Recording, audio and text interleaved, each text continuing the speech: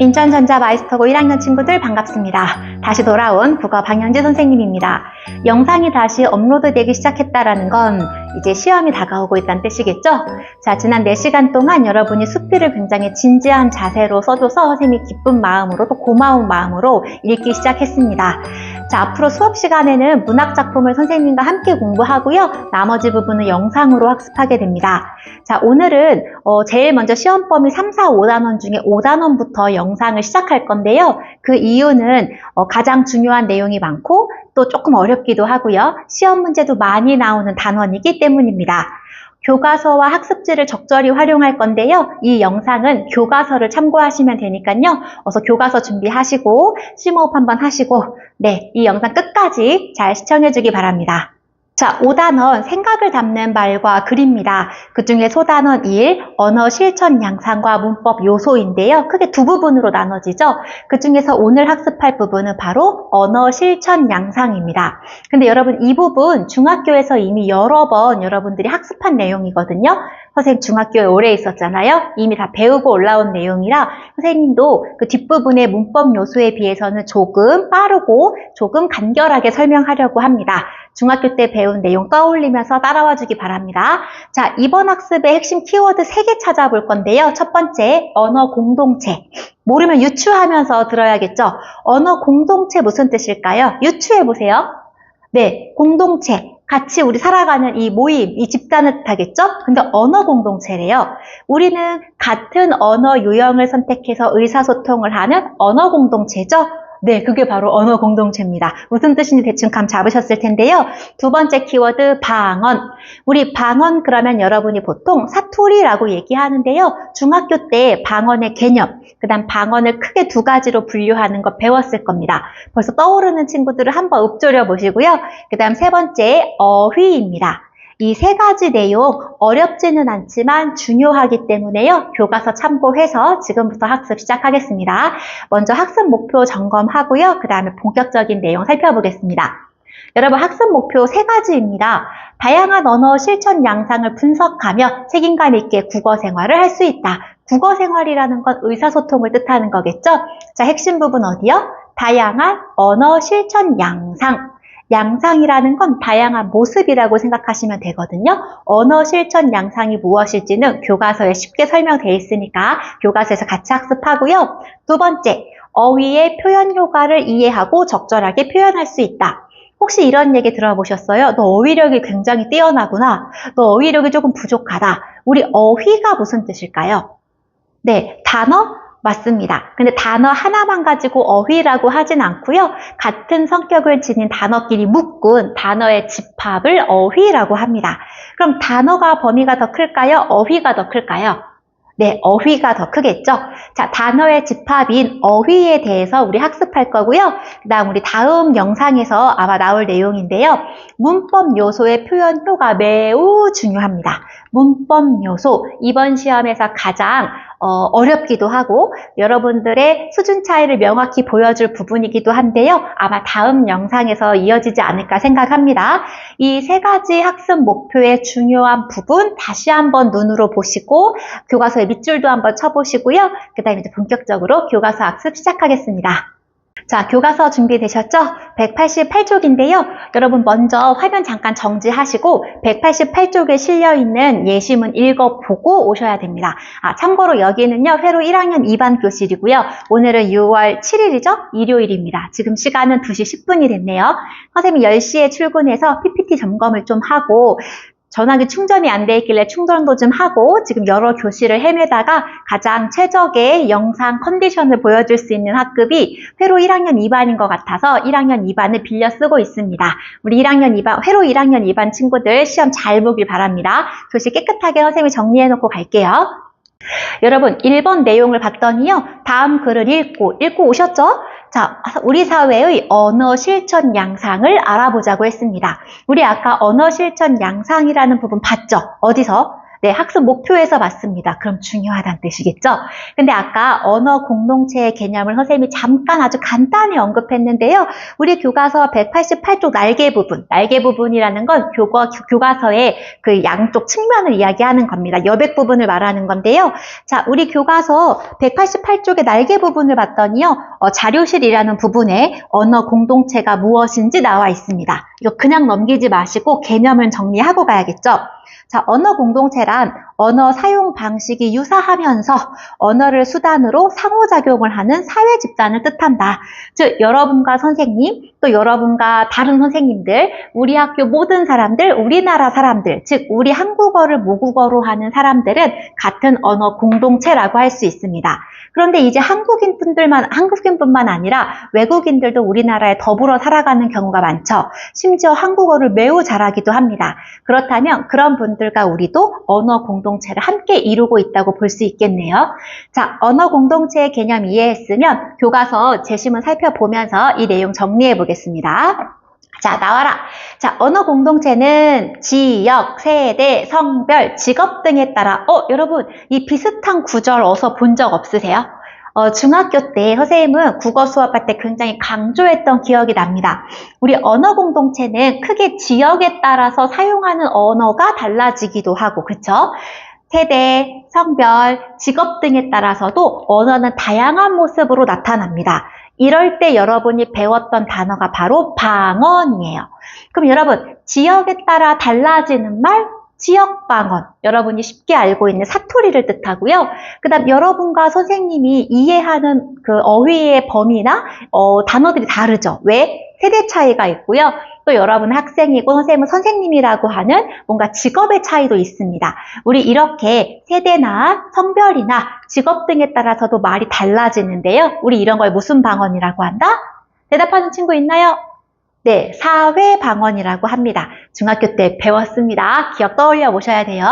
자, 언어 공동체는 이렇게 다양하게 형성되며 사회적 변화나 기술의 발전, 인구 이동이나 문화 교류 등의 영향으로 변화가 심화되기도 한다. 즉, 언어 공동체는 매우 다양하게 변한다가 핵심이겠네요. 그쵸? 자, 이러한 언어 공동체의 다변화는, 다양한 변화는 이런 뜻이겠죠? 선생님 제 책이 나올 것 같아요. 미안합니다. 중간에 끊을 수는 없었어요. 그럼 처음부터 다시 해야 되니까요. 자, 이러한 언어 공동체의 다변화는 우리의 언어 문화를 더욱 풍성하게 가꾸어주기도 하지만, 즉 다양한 모습으로 언어의 변화가 나타나면 당연히 언어 문화도 풍부해지겠죠. 그렇지만 우리 서로 이해하려는, 왜? 변화가 심해지잖아요. 이 심한 변화를 서로 이해하려는 노력이 없으면 사회적 갈등과 차별을 불러일으킬 수도 있다. 자, 특히 오늘날 우리 사회가 다문화 사회로 진입하였다는 점에서 이제 더 이상 한국에 한국인들만 사는 것이 아니죠. 너무나 다양한 인종이 섞여 살고 있습니다. 그래서 특히 우리 언어 공동체의 다양성을 존중하고 이해하려는 태도가 필요하다. 왜요? 다문화 사회가 본격적으로 시작했다는 말도 조금 지난 얘기겠죠? 이미 다문화 사회입니다. 선생님 작은 언니는 캐나다 분과 결혼해서 선생님 가족 중에는 또 외국인 구성원이 있거든요. 이것만 봐도 굉장히 다문화 사회가 이제 아주 활발해지고 낯선 이야기가 아닙니다. 그러다 보면 당연히 언어의 변화도 다양할 거고 서로 이해해야 하는 부분도 많아지겠죠. 그럼 우리가 언어 공동체로서 더불어 살아가기 위해선 어떤 태도가 필요하다고요? 네, 언어의 차이를 이해하고 서로 배려하고 잘 소통하려고 노력하는 태도가 필요하다. 너무나 당연한 이야기를 하고 있습니다. 어렵지 않게 정리할 수 있겠죠? 자, 예문을 볼 건데요. 우리 이런 상황을 보여주는 만화나 이런 거 시험에 중학교 때도 많이 출제된 적 있을 거예요. 선생님이 자꾸 중학교 이야기를 하는 이유는 선생님이 중학교에서 출제를 많이 했거든요. 근데 여러분이 안 배웠어요 이러면 중학교 국어 선생님들을 욕보이는 겁니다. 여러분은 배웠고요. 머릿속에 정보를 빨리 끄집어내셔야 됩니다. 자, 다음 상황에서 같은 대상을 이르는 말, 같은 대상을 이르는 말이 사람마다 다르대요. 이거 매우 중요하겠죠? 만화 한번 보겠습니다. 시장인 것 같아요. 우리 교과서에 있습니다. 자, 정부지라고 써 있네요. 근데 이쪽의 아저씨는요, 여기 부추 없나요? 부추라고 이야기했고요. 그 옆에 아주머니는 정구지 한 단 주세요 이랬거든요. 근데 두 사람 다 보고 있는 물품은 같은 것 같아요. 그럼 정구지가 뭐죠? 우리 선생님을 비롯해서 인천 토박이들은 정구지라는 단어 모를 겁니다. 그런데 우리 경상도, 부산에서 왔거나 울산에서 왔거나 경상도 지역에서 온 친구들은 정구지를 너무 익숙하게 알 텐데요. 이 정구지가 바로 부추를 뜻하는 말이거든요. 그럼 여러분, 부추라고 하는 것이 사람마다 다르게 쓰는 이유가 뭐예요? 우리는 인천, 정구지를 사용하는 사람들은 경상도. 무슨 차이? 지역의 차이 때문이네요. 자, 그러면 지금 같은 대상, 부추를 이르는 말이 부추, 정구지, 사람마다 다른 이유, 이 만화에서 뭘 보여준다? 지역의 차이 때문이구나. 그럼 우리 지역의 차이에 따라서 달라진 말을 뭐라고 한다고요? 지역 방언. 우리가 보통 사투리라고 하는 것을 국어학에서는 지역 방언이라고 얘기합니다. 그럼 지역 방언은 무엇의 차이 때문에 언어가 달라진 거예요? 벌써 명칭에 답이 있죠? 지역의 차이 때문에 언어가 달라진다. 지역 방언을 의미합니다. 자, 그럼 여러분 방언이란 우리 이거 중학교 때 배웠지만 한번 점검하고 가야겠죠? 방언하면 보통 여러분들 뭐라고 이야기한다? 사투리. 절반은 맞았고요. 절반은 조금 부족한 표현입니다. 우리 방언을 사전에서 찾아보면요. 한 언어에서 사용 지역 또는 사회적 요인, 우리 아까 188쪽에 이 사회적 요인에 해당하는 것들을 예로 들었었어요. 여러분과 선생님의 차이, 세대 차이, 성별의 차이, 직업의 차이, 그런 것들을 우리 사회적 요인이라고 합니다. 하나의 언어가 사용 지역이나 사회적 요인에 따라 분화된 말의 체계, 너무 어렵죠? 자, 쉽게 얘기하면 선생님은 방언을 이렇게 가르칩니다. 달라진 말. 자, 무엇에 의해서? 지역이나 사회적 요인에 의해서 달라진 말을 뭐라고 한다? 방언이라고 한다. 자, 그럼 그 방언의 큰 종류, 요건 다시 한번 점검할게요. 여기 사회적 요인에 해당하는 것들, 세대나 성별이나 직업이나 문화를 의미합니다. 자, 우리 그래서 크게 지역 방언, 지역에 따라 말이 달라지는 거, 사투리를 의미하는 거고요. 앞에서 살펴봤던 정구지, 부추를 예로 들 수 있겠죠? 자, 근데 지역 방언보다 시험에서 많이 언급되는 건 바로 사회 방언입니다. 무엇의 차이 때문에 달라지는 말이라고요? 여기 나와 있는 세대나 성별이나 직업이나 문화와 같은 사회적 요인에 따라 달라지는 말을 사회 방언이라고 합니다. 자, 방언은 무슨 뜻? 달라진 말. 무엇에 의해서? 지역에 의해서. 그럼 지역 방언. 아니면 세대, 성별, 직업, 문화 등에 따라서 말이 달라지면 사회 방언. 자, 이렇게 말은 달라질 수 있다. 특히 우리 언어 공동체가 다변화되면서 우리 어떤 태도 가져야 한다? 서로 이해하고 배려하고 존중하려는 태도를 가져야 한다. 너무 간단하죠? 다음 내용 살펴보겠습니다. 자, 두 번째입니다. 앞에선 지역 방언, 지역의 차이에 따른 말의 차이를 봤다면요. 자, 이번에는요. 그림 보면 벌써 느낌 오죠? 왠지 무슨 차이가 보여요? 네. 인종, 나라가 다를 것 같다는 생각이 듭니다. 내용을 봤더니요. 오늘 국물 시원하니 아주 좋은데요. 한국인이라면 알죠?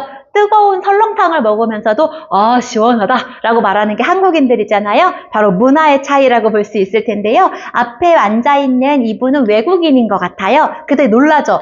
뜨거워! 국물이 시원하다고요? 자, 의사소통 지금 제대로 되고 있지 않다. 그런데 그 이유는 무엇 때문이다? 그렇죠. 문화의 차이 때문이다. 자, 우리는 더운 날에 삼계탕 같은 걸 먹으면서 더위를 극복하는 그런 문화가 있죠.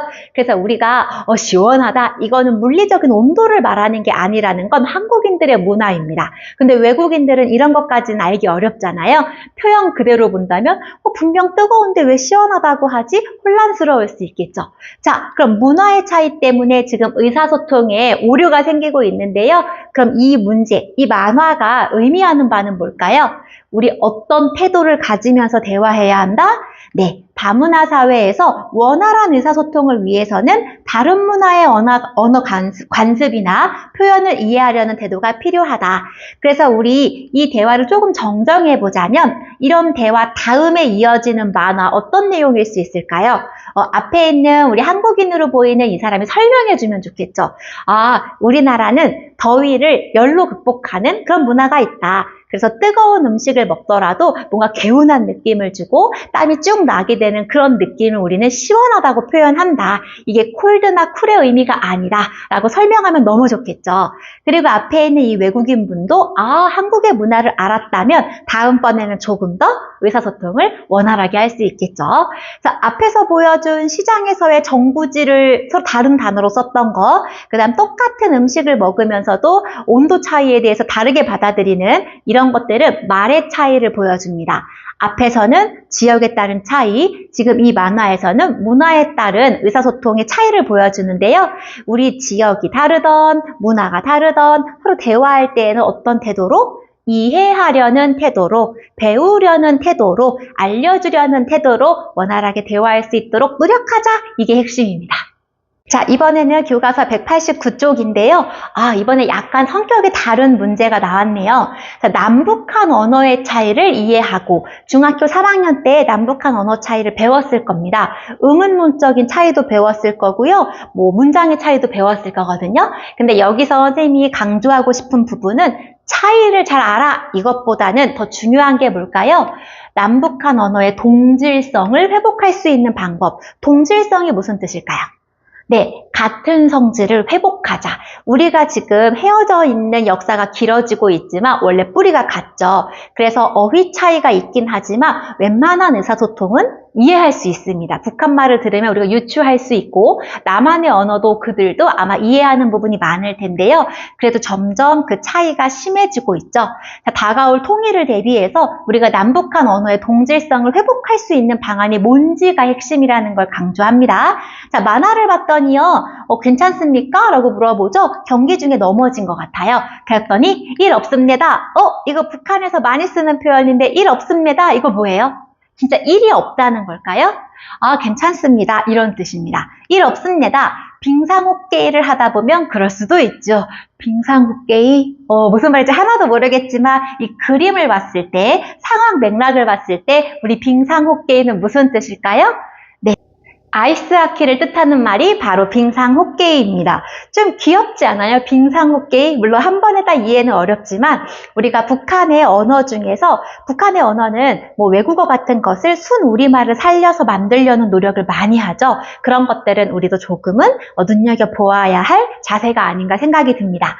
자, 근데 중요한 건요. 남북한 언어의 동질성을 회복할 수 있는 방안이잖아요. 물론 이거는 굉장히 오래 고민해야 되고 깊이 있게 연구해야 할 부분입니다. 그렇지만 곧 통일은 다가올 텐데 언어의 차이가 점점 심해지면 의사소통이 어려워질 테니까 우리가 일반적으로 생각할 수 있는 방법 뭐가 있을까요? 가장 일반적인 게 공동 사전을 편찬하는 겁니다. 공동의 국어 사전일 수도 있고요. 의학 사전일 수도 있겠죠. 그래서 남북 공동의 사전을 편찬하려는 연구자들의 학자들의 공동의 노력이 필요하고요. 그리고 방송 및 언론 매체를 공유한다.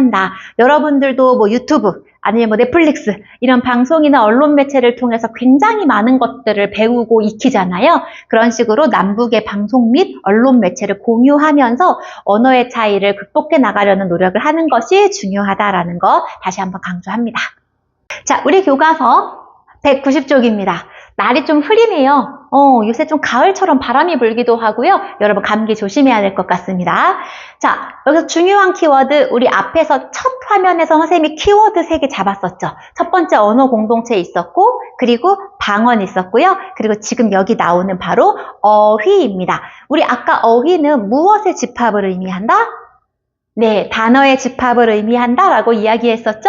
자, 다음 글을 읽으며 고유어, 한자어, 외래어에 대해 알아보자. 우리 고유어, 한자어, 외래어는 어휘의 유형에 해당하는구나 라는 것을 아직 제시문 보지 않아도 벌써 감을 잡을 수 있겠죠? 자, 나온 예문 한번 보겠습니다. 버스 창 너머의 하늘은 하루의 피로를 잊게 해준다. 우리는 근데 기숙사 생활을 하기 때문에 여러분이 버스의 창 너머의 하늘을 매일 볼 수는 없죠. 자, 발그레한 노을로 가득한 하늘 상상하세요. 발그레한 노을은 여러분 새빨간색입니까? 어떤 색이에요? 발그레한 노을은요? 뭔가 옅으면서 뭔가 좀 부드럽고 따뜻한 느낌을 주는 옅은 붉은색의 개념을 설명하는 것 같아요. 단순히 빨갛다. 뚝딱 이런 말로 설명할 수 없는 뭔가의 그 느낌을 담고 있는 색채 표현이라고 할 수 있겠죠. 자, 발그레한 노을로 가득한 하늘은 찬란한 빛깔로 인간의 언어로는 형언하기 어려운, 표현하기 어려운 이 뜻입니다. 아름다움으로 물든다. 감성이 풍부한 학생인 것 같아요.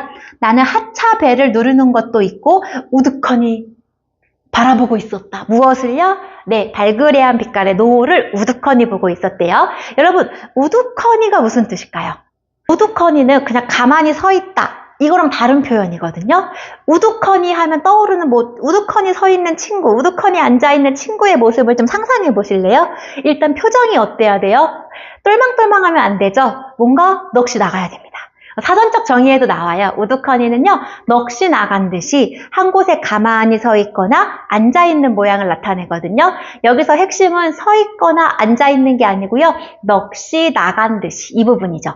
우리 앞에서 말했던 발그레하다, 그 다음 우두커니 이런 것들은 그 감각적인 표현입니다. 빨갛다, 붉은색이다 이게 아니고요, 따뜻한 느낌을 주는 부드러운 엷은 붉은색 이런 식으로 우두커니도 서 있다, 앉아 있다가 아니고 넋이 나간 듯이 한 곳을 약간 응시하는 듯 하면서 서 있거나 앉아 있는다. 굉장히 감각적인 표현이거든요. 자, 그럼 우리 이 중에서 여러분 고유어, 한자어, 외래어에 대해 알아보자고 한 거 보니까 기업부터 비읍은 이 세 가지 중에 어딘가에 포함되겠죠. 그럼 먼저 뒤에 있는 내용 보기 전에 여러분이 영상 멈춰놓고 기억은 뭘지, 니은은 뭘지, 고유어인지 한자어인지 외래어인지 여러분이 먼저 요 단어 밑에다가 한 글자씩 써보세요. 고유어 같으면 고, 한자어 같으면 한 이런 식으로 먼저 풀어보고 이어서 영상 봤으면 좋겠습니다. 자, 고유어, 한자어, 외래어 뭔지 점검하고 가야겠죠? 우리 교과서 옆에 날개 부분에 있으니까요. 설명 참고해주세요. 자, 고유어란 여러분 알고 있을 겁니다. 우리말의 본디부터 있던 말 또는 그것에 기초하여 새로 만들어진 말, 즉 그 말의 뿌리가 어디다? 순 우리말이다. 고유어입니다. 우리 가끔 이제 친구들 이름 중에도 고유어 이름인 친구들이 있거든요. 한자어가 아니라 그런 친구들은 그 말의 뿌리가 본디부터 우리말이란 뜻이겠죠? 예를 들면 무지개, 마음, 구름 이런 것들은 원래부터 우리말에 그 기원을 두고 있는 말들 바로 고유어입니다. 고유어를 아끼고 사랑해야겠죠? 자, 두 번째, 한자를 바탕으로 만들어진 말. 사실 우리 국어 어휘의 70~80%를 차지하는 것이 뭘까요? 바로 한자어입니다. 선생님, 그러면 고유어 써야 되니까 한자어를 고유어로 바꿔버립시다. 이러면 의사소통이 불가능해지죠? 그래서 한자어도 우리 어휘의 하나로 보면서 우리가 적절하게 사용할 수 있어야 됩니다. 한자를 바탕으로 만들어졌다. 학교, 친구, 언어 이런 것들이 바로 고유어겠죠. 한자어겠죠. 여러분들 이름도 대부분 어때요? 한자어로 되어 있죠? 선생님이 3월 달에 선생님 소개할 때 이름의 뜻을 설명했습니다. 기억나는 친구 있나요? 기억나는 친구들 선생님 이름의 뜻을 댓글로 남겨놔주세요. 기억하고 있는지 궁금합니다. 자, 그 다음 외래어입니다. 자, 외래. 다른 나라에서 들어와 올 레자겠죠. 외국에서 들어왔지만 중요한 건 이 부분. 우리말처럼 쓰이는 말. 외국어랑은 다릅니다. 자, 스쿨. 외국어일까요? 외래어일까요? 자, 스쿨. 학교로 바꿀 수 있죠? 스쿨은 외국어입니다. 그럼 여러분 앞에서 나왔던 버스 어때요? 버스를 바꿔서 쓸 수 있는 말이 있을까요? 그러면 꼭 억지 부리는 친구들이 있습니다. 네, 있어요. 바퀴가 4개 달린 사람들을 많이 태우고 다니는 큰 직사각형의 차요.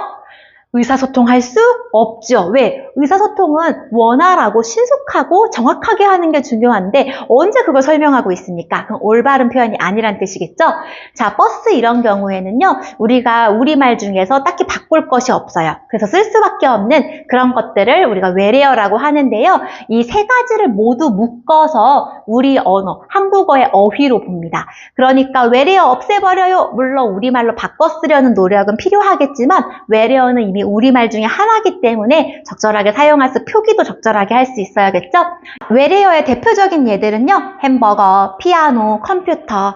우리말 중에 고유어나 한자어 중에 이렇다 하게 바꿔서 쓸만한 것들이 없죠. 그래서 우리말로 인정하는 외국에서 온 말을 우리 외래어라고 합니다. 또 우리 생활 속에 밀접한 여러분이 일주일에 꼭 한 번 만나게 되는 외래어 있을걸요? 네, 빵이요, 빵. 먹는 빵 있죠? 자, 여러분, 우리 빵 어느 나라에서 왔어요? 그럼 파리바게트를 생각해가지고 프랑스요 이러면 안 됩니다. 빵은요, 포르투갈에서 온 말이에요. 원래 팡인가? 그렇게 말하는 건데 우리는 빵이라는 말로 꼭 우리말처럼 쓰고 있죠? 자, 국어 어휘를 크게 나누면 고유어, 한자어, 외래어로 나뉜다. 그럼 앞에 있었던 예시들을 이 세 가지로 분류할 수 있어야겠죠? 분류한 내용 맞는지 한번 확인해 보겠습니다.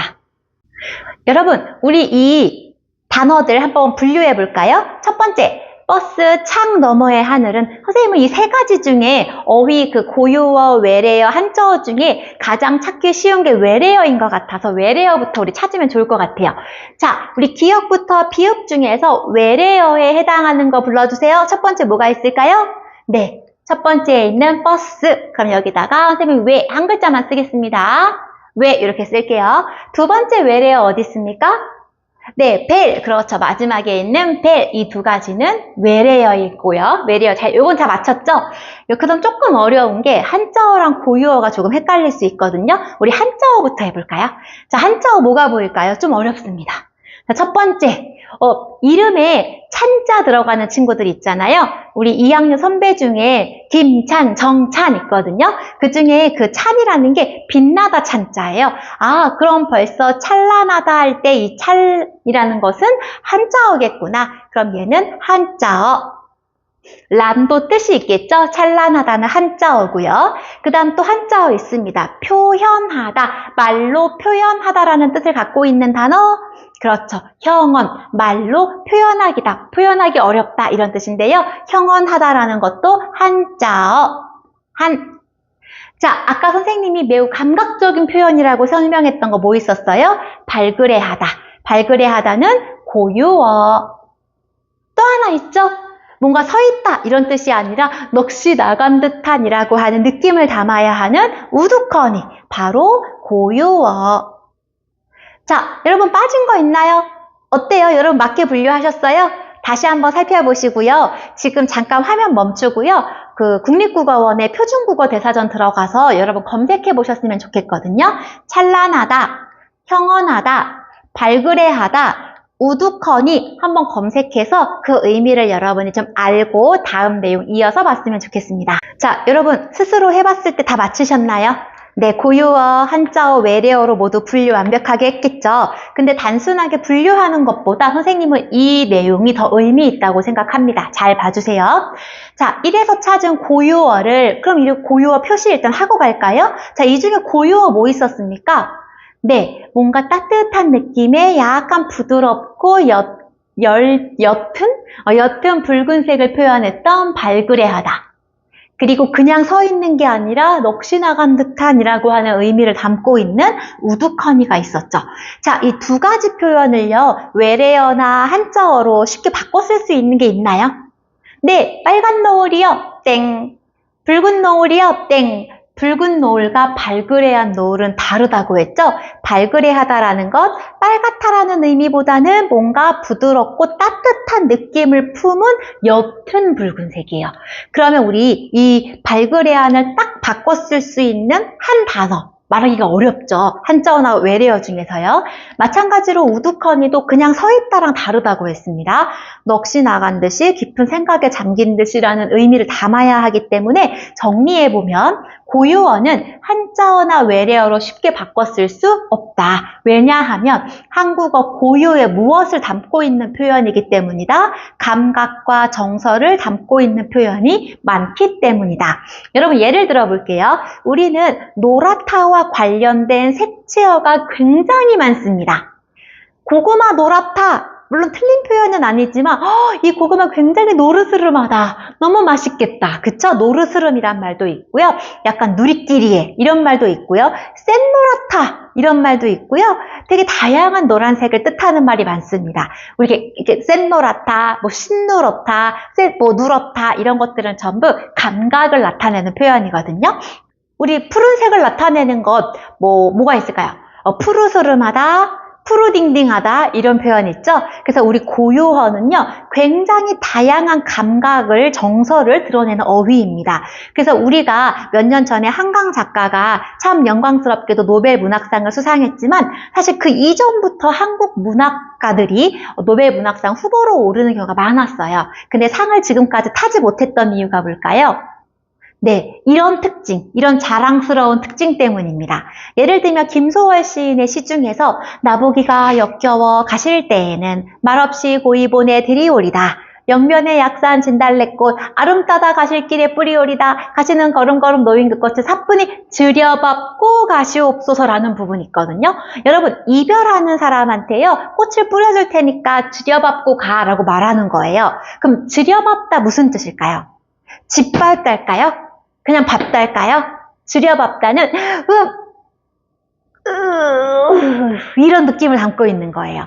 뭔가 팍 밟아버리는 게 아니라 눌러서 밟지만 뭔가 느낌을 담아서 그냥 짓밟다라는 다른 뜻이거든요. 우리 한국 문학은 이런 고유어를 사용하는 경우가 많은데요. 외국어로 심사할 때는 공용어인 영어로 해서 심사할 거 아니에요. 그러다 보면 우리의 들여밟다라든지 노르스름하다라든지 그런 아름다운 우리 고유어의 느낌을 담아서 표현할 수가 없습니다. 그러다 보니까 정말 우리 국민들은 다 알고 있는 그 정서를 심사하는 사람들은 느끼기가 어려웠겠죠. 그래서 늘 후보에 많이 올랐지만 상을 받지 못하다가 한강 작가가 우리 국민들에게도 매우 영광스러운 기회를 주게 된 겁니다. 그래서 정리하면요. 고유어는요. 외래어나 한자어보다 매우 감각적이고 풍부한 정서를 드러낸다. 그래서 쉽게 바꿀 수가 없다라는 거 잘 기억해 주세요. 자, 두 번째 부분 여러분 잘 봐주셨으면 좋겠습니다. 중요하기 때문이겠죠? 자, 다음 글을 읽고 상황 맥락과 표현 의도에 알맞은 어휘. 우리 어휘를 많이 안다고 해서 무조건 좋은 게 아니라 상황과 표현 의도에 맞게 써야겠죠?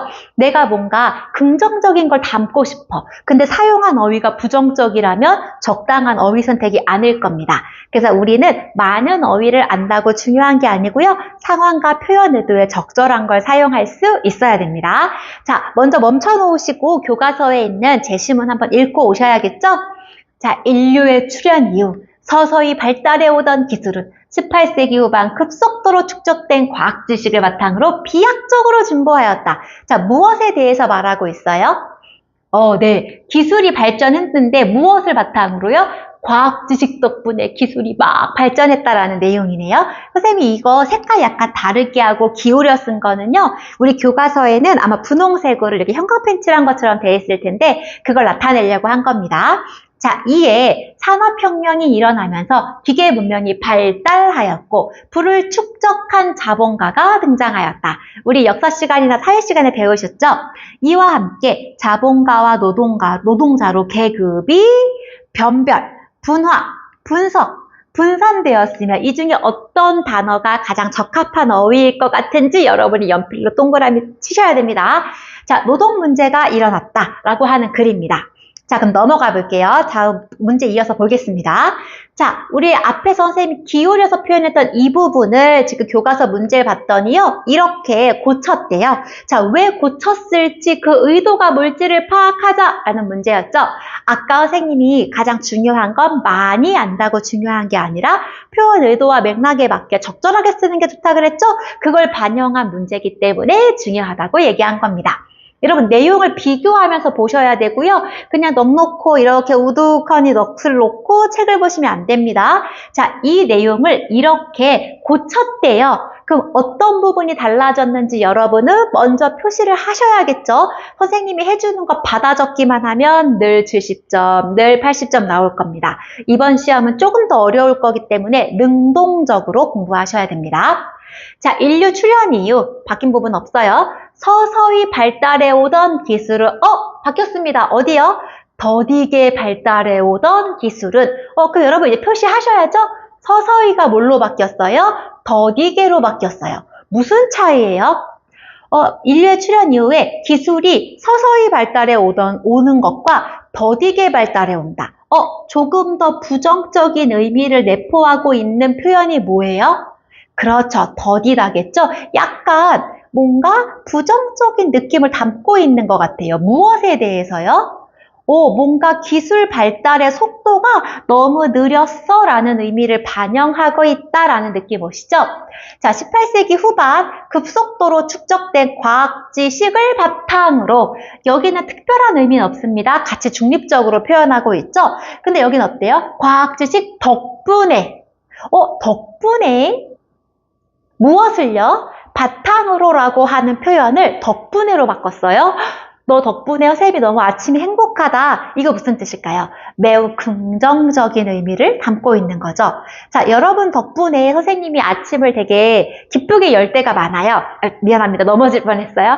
특히 조기기사팀 아침에 같이 와가지고 인사해주는 것도 고맙고요. 그 다음에 우리 제어반의 민혁이도 어색하게 친구 따라와서 씩 웃고 인사하고 가거든요. 선생님도 아침에 좀 피곤할 때 있잖아요. 그래도 여러분이 뭐 빵쌤 안녕하세요. 우리 한별이나 규열이처럼 막 인사해주고 가고 이러면 선생님 기분이 좋아집니다. 그런 친구들 덕분에 선생님도 하루를 기쁘게 열거든요. 자, 덕분에란 표현은 긍정적인 의미를 담고 있구나라는 거 보이죠? 정리해볼까요? 자, 서서히를 더디게로 바꿨고요. 바탕으로를 덕분에로 바꿨습니다. 어떤 의도가 있었을까요? 하나씩 정리해볼까요? 자, 서서히를 더디게로 바꾼 건 이전의 기술 발전이 느려 한계가 있었어 라는 뭔가 조금 부정적인 인상을 강조하기 위해서 더디게, 너무 느려 이런 느낌의 어휘로 바꿨죠. 자, 두 번째. 자, 과학 지식을 바탕으로 과학 지식 덕분에. 자, 이번엔 과학 지식에 대한 어떤 태도, 긍정적인 태도를 강조하기 위해서 덕분에라는 단어를 사용했습니다. 사용하는 어휘에 따라서 표현 의도가 달라질 수 있구나를 공부하셔야지 이걸 달달 외우고 있어서는 안 됩니다. 그래도 한번 점검해 보시고요. 여러분이 스스로 손바닥으로 가려가면서 분석해 보시고 이해됐으면 다음 내용으로 넘어가겠습니다. 여러분, 선생님이 영상 중간에 미안하지만 자꾸만 이렇게 코 들이마시는 소리를 내죠. 근데 그게 뭐 코가 나와서가 아니고요. 선생님이 재작년 우리 마이스터고 발령 받고 나서 2월 달에 갑자기 돌발성 난청이 왔어요. 갑자기 귀 한쪽이 안 들렸었거든요.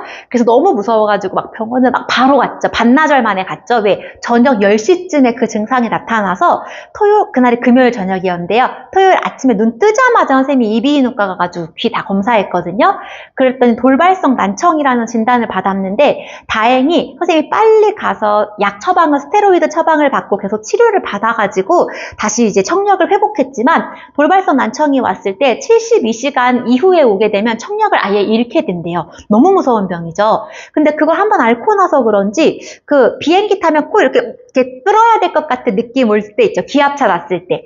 그런 것처럼 한쪽이 계속 그래서 선생님이 자꾸 이렇게 코를 뻥 뚫어주려고 코를 들이마시는데 그게 여러분한테 좀 불편할 것 같다는 생각이 듭니다. 여러분, 건강은 건강할 때 지키셔야 돼요. 너무 이어폰 많이 끼지 마시고요. 큰 소리로 음악 듣지 마시고요. 건강할 때 눈이든 귀든 잘 지키셔야 됩니다. 자, 이번에 여러분 잘 봐주세요. 어려운 내용은 아닌데요. 낯선 개념이기 때문에 선생님이 강조하고 싶습니다. 말을 천천히 하거나 낮게 하면 집중해야 된다는 뜻이겠죠? 자, 사고도구어의 개념 및 사용 효과. 우리 교과서 191쪽 날개 부분 봐주세요. 낯선 단어 있습니다. 뭐요? 사고도구어. 여러분 모르면 유추하셔야죠. 유추하셔야죠. 이제 발음도 꼬이네요. 사고도구어가 뭘까요? 어는 단어란 뜻이겠죠? 도구어, 도구가 되는 단어겠죠? 무엇에? 사고. 그렇죠. 생각하는데 도움이 되는 단어들이라는 뜻이겠습니다. 자, 학술 분야에서 여러분 날개에 있습니다. 191쪽 날개에 있어요. 밑줄 치세요. 별표도 치시고요. 자, 학술 분야에서 일반적으로 쓰이는 기본 어휘. 여러분 학술 분야의 책 되게 많이 갖고 있죠? 뭐요? 교과서요. 국어 교과서만 하더라도 분류해보자, 유추해보자, 전제조건, 또 뭐 있을까요? 분석하자. 이런 단어들이 전부 사고도구어예요. 왜요? 분석이라는 건 생각의 과정이잖아요. 여러 가지를 보고, 차이점을 찾고, 나누고, 그런 분석의 그런 뭔가 사고의 과정을 보여주는 단어들을 사고도구어라고 합니다. 개념, 전제, 뭐 유추 이런 것들이 전부 사고 도구어입니다. 아, 교과서에 많이 있는 단어들이구나 라고 이해하시면 될 것 같아요. 여기 나오죠? 교과서에서 많이 쓰이는 개념, 전제, 추론, 분석 이런 것들을 예로 들 수 있다. 중요한 건 이제부터요. 자, 사고 도구어는 밑줄 쳐볼까요?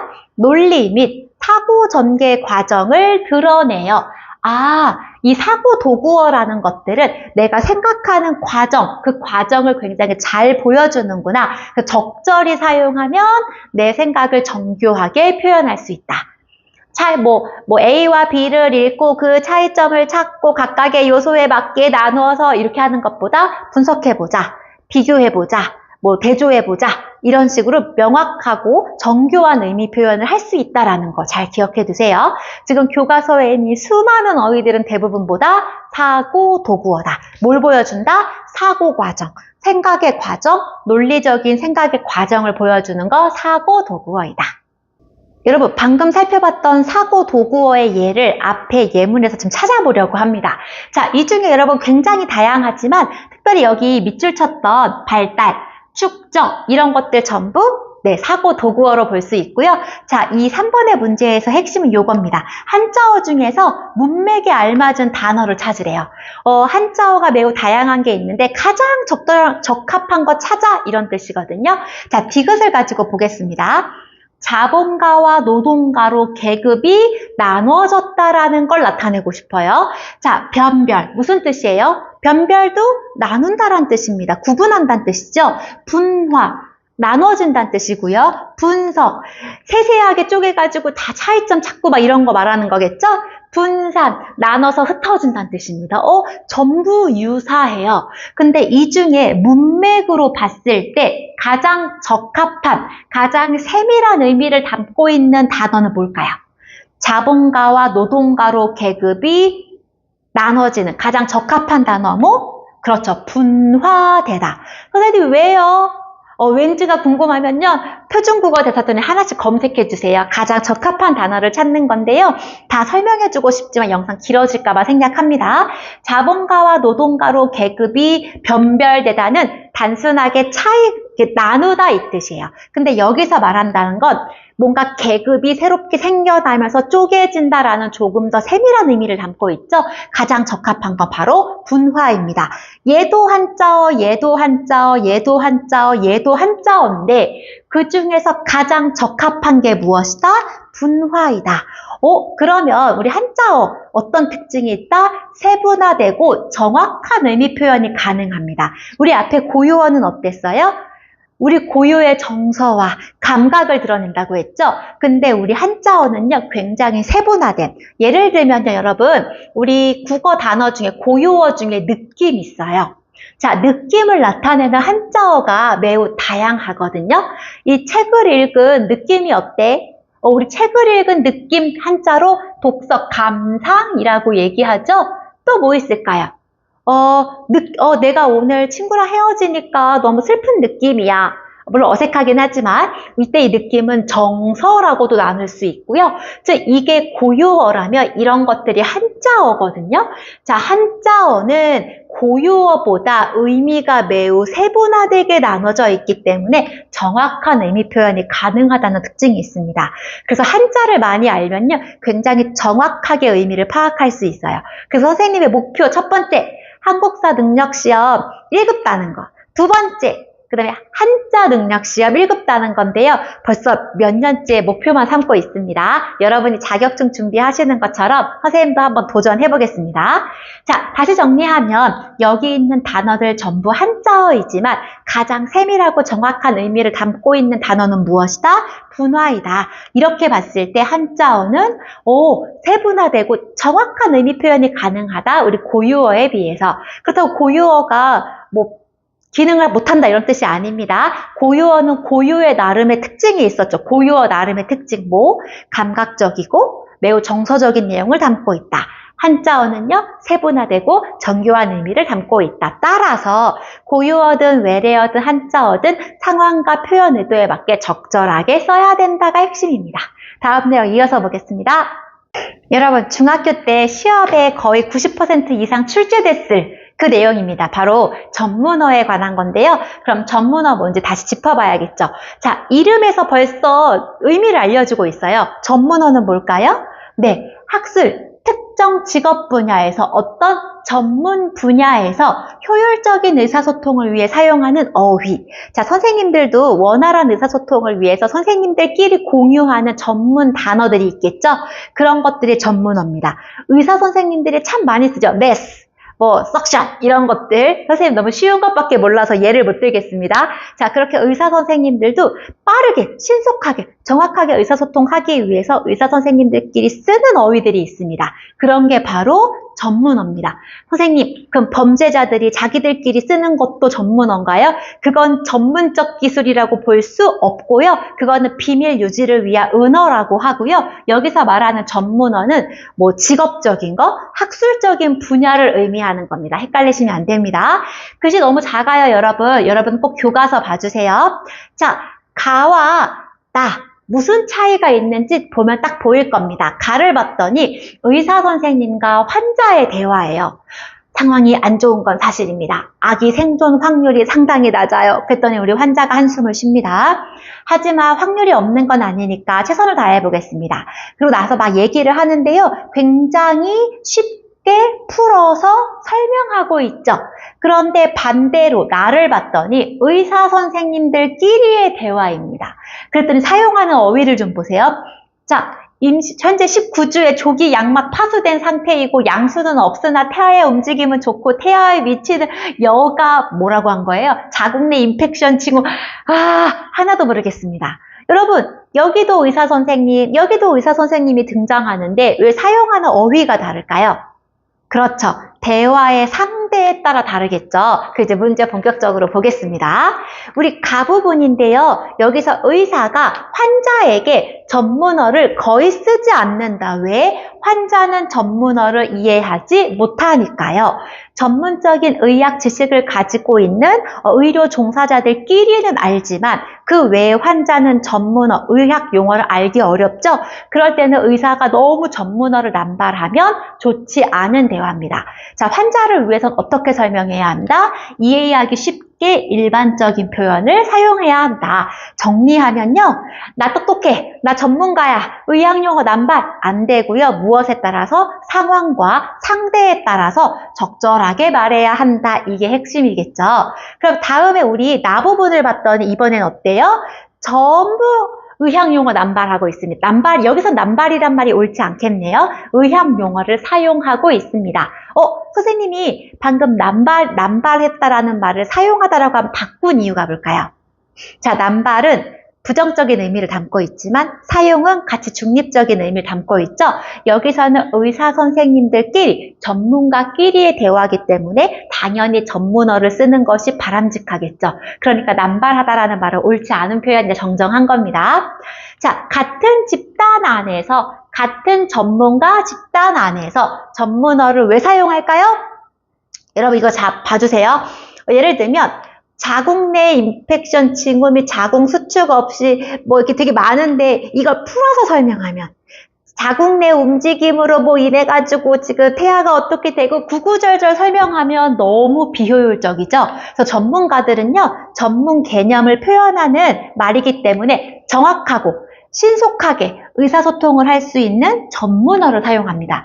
풀어서 설명하는 것보다 그 용어 자체가 굉장히 정확한 의미를 담고 있잖아요. 전문어는요. 그렇기 때문에 구구절절 풀어서 설명하는 것이 비효율적이다. 어디에서? 같은 전문가 집단 안에서. 그럴 때 뭘 사용하는 것이 좋다? 전문어를 사용하는 것이 좋다. 자, 의미가 정확하고 자세한 표현이 많기 때문에 전문가 같은 집단 안에서는 전문어를 사용해야 효율적으로 신속하게 업무를 볼 수 있다. 정리하면 전문어가 좋다, 나쁘다를 말할 수 있는 게 아니고요. 전문가 집단 안에서는 전문어를 쓰고 그 전문어를 알지 못하는 일반 사람에게는 풀어서 설명해 줄 수 있는 적절한 어휘 선택이 필요하다가 핵심입니다. 자, 없던 문장이 하나 쏙 나타났죠? 그래서 여러분들도 여러분들끼리만 이해하는 어휘를 막 사용하면서 막 하하 웃으면 앞에 계신 선생님들의 소외감을 느끼고 뭐지? 왜 나만 모르지? 혼란스럽거든요. 그래서 항상 효율적이고 원활한 의사소통을 하기 위해서는요, 상대를 고려해야 되고, 대화가 이루어지는 상황 맥락을 잘 적절히 고려해야겠죠. 여러분, 첫 번째 영상 여기서 끝이 날 것 같거든요. 그렇지만 선생님이 여러분에게 꼭 드리는 문장 선물이 있죠? 선생님이 좋아하는 글의 일기 이모티콘인데요. 자, 오늘의 문장은 바로 이겁니다.